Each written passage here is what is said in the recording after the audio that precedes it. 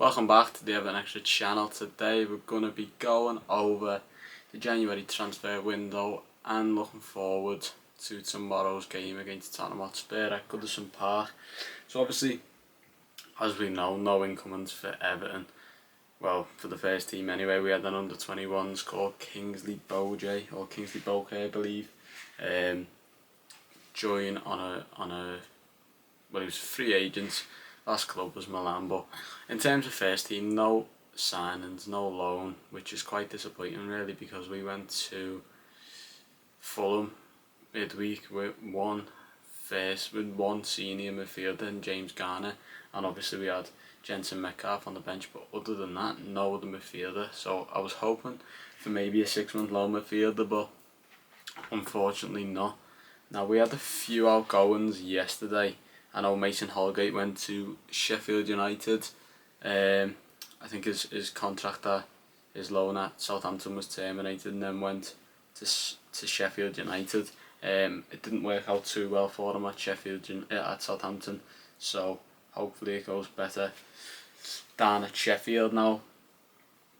There was a few academy players who went out on loan. Eli Campbell went to Fleetwood, and Sean McAllister went to Inverness, where Duncan Ferguson's managing. But it was disappointing that we didn't sign anyone really. But enough for the transfer window. Tomorrow we've got a big game, Tottenham Hotspur at home. Now we usually don't do too bad against Tottenham at home. I think we always give them a decent game. Obviously the last time out at Goodison Park, Michael Keane scored that goal, and it was amazing. But if I'm honest, with the team we've got, I'm not massively confident, to be honest. I think we were lucky to get a point against Fulham. Both teams could have snatched the win. Obviously there was the penalty incident with Anthony Robinson. In my opinion, should have been a penalty, but you know, as we know, Premier League and the referees have been inconsistent this season. So I've got some team news for tomorrow from Sean Dyche in his press conference yesterday. Abdoulaye Doucouré is back in training, but not with the squad. Arnaud Danjuma is a doubt following a knock on Tuesday, and Amadou Onana is touch and go, whilst Seamus Coleman is a maybe. Now, obviously Doucouré's been a massive miss the past few games, and you can tell the difference a lot when he's not there. Danjuma's a shame, and we just need all the bodies we can get, if I'm honest. So for Danjuma to be injured, that is a massive shame. Amadou Onana obviously touch and go. Hopefully back for tomorrow, because we could really do with him. And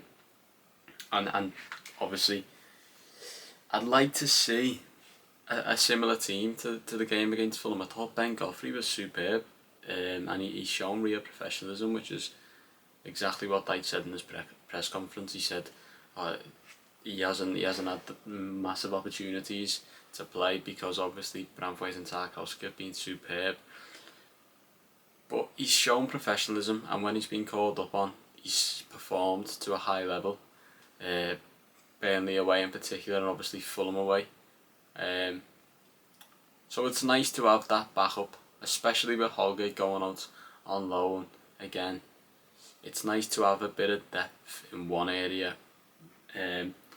But another topic I want to talk about is obviously the massive elephant in the room, which is striker. Now, for me, I don't doubt Beto's ability, because he was great for Udinese, but I think it's just a confidence thing. I think he's literally just trying too hard for that next goal to come, and I think when one comes, they'll keep rolling and keep coming, and the same with Dominic Calvert-Lewin. But we did see against Luton, DCL and Beto play together. Now I don't think this is going to work. It looked to me like they were fighting against each other for a goal, and trying too hard.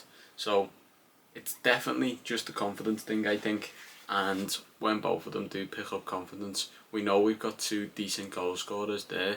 But at what point do you give other people a chance? Now the only other person is Yusuf Shamiti, who hasn't had too much game time, but I don't think he's ready to start, especially not in the Premier League against Tottenham Hotspur, considering, you know, the situation that we're in. But I would like to see him come off the bench. Now, Beto and Calvert-Lewin, it's one or the other really to start up front. I don't really mind which one or who offers more. I think with Beto you get more of a gritty performance, more of a hard working performance. Not that DCL doesn't work hard, because DCL offers a lot of value when he plays, and it, you know, it does sometimes get overlooked, but with your striker, you need your striker to score at the end of the day. The goals will come eventually, and I hope they do for both strikers' sakes. But for tomorrow, I think obviously Tottenham have been decent this season. They've got James Maddison back. They beat Brentford 3-2, and that's another topic. Neil Maupay, where was this shithousery when you play for Everton, mate? Honestly, he's taking the piss out of James Maddison, even though you got beat, and commenting all sorts on social media. We didn't see that at Everton, but I don't think that's something Dyche should want to see anyway, to be honest. I think it was a lack of professionalism, but it is funny, and I'm all here for it. But yeah, Sean Dyche wouldn't approve of that, I don't think. Now, Tottenham tomorrow, I am going to go for a 1-1. I think if a goal's going to come anywhere, it's going to come from maybe a winger, maybe McNeil or Harrison or someone like that. Same again as Fulham, to be honest. Just both teams working hard against each other, and sort of cancelling each other out. But I do hope we can get 3 points here, because we need it. We really need 3 points at the minute. We're in the relegation zone and we're fighting for our lives, and I hope it doesn't turn out like this again at the end of the season. But yeah, it's going to be a tough game. Ange is a great manager, and he said good words about Everton in his pre-match press conference, so I'm looking forward to it, and I hope Everton get the 3 points. Let me know your score predictions down below in the comments, and to keep up with all your team news, follow Everton Extra on Twitter. Thank you very much for watching.